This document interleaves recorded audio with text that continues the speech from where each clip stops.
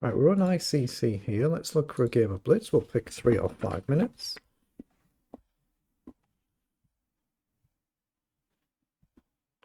Okay, we're playing in 3 minutes. Good luck.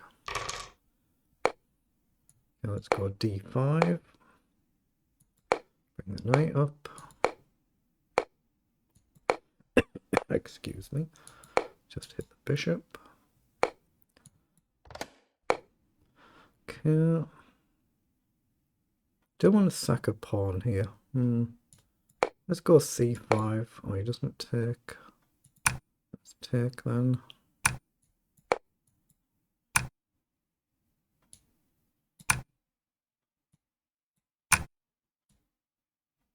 I don't need a pre-move, do I? He comes across.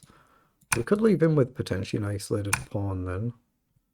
So how do we deal with that? Rook across if bishop up. Just hope I'm not blundering something. Bishop up. And maybe rook across, just simple chess.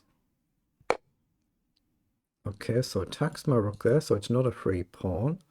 But we might as well get the rook out of the way and attack the pawn in the process. Knight down we go up, so probably knight back. That's what he does. So knight up. Yeah, common sense move, just attack the pawn. If rook across, I think we can simply take. If down, we can simply take.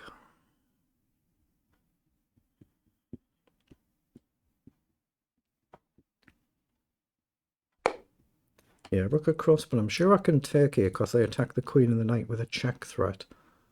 So take, trade, rook comes down. I'm gaining a pawn, so I can afford to lose a pawn. Okay, but I can still take with check there, and then take and simplify. Knight across, has he just blundered a tactic actually? Knight across. Queen takes and I take a rook, so they just blundered. And if pawn takes, I take the queen.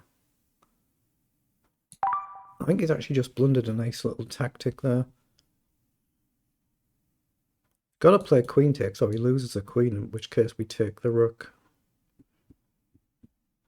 And that could just be a back rank checkmate. You might have to actually give up the queen. Wow, what an easy move to miss that was. Okay, so now we just need to be sensible and not blunder something stupid.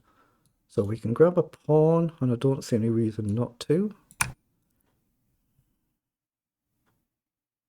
Yeah, just being alert at the right moment when a chance comes along. So we could just take here, completely winning, but there's no need to just give up the queen just yet. Rook across, connect them up.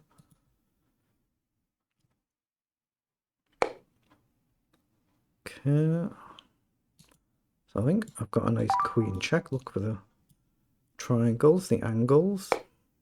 So we might as well take a pawn. We attack another pawn.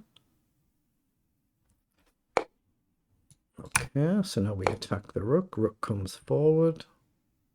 So I think it makes sense just to double up on the pawn here. I'm quite happy to give up the rook for the knight. I don't mind that. That would be good. But I might as well, I'm going to say drop back. You can take the pawn, but then is there anything? Maybe queen down. It's got to be good, hasn't it? Let's come back and maybe queen down.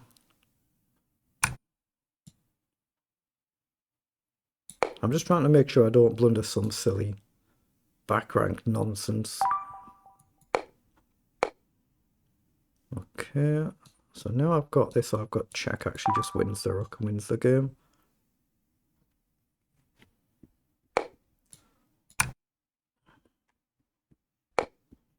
Okay, doesn't want to resign, but we get the knight off the board.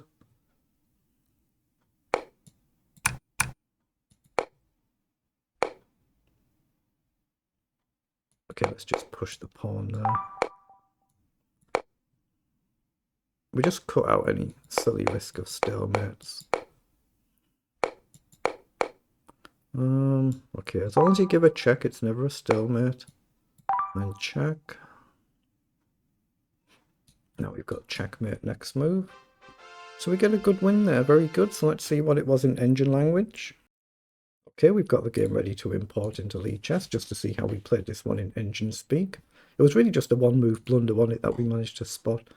Flip the board because we were black, so just that's a little menu button there.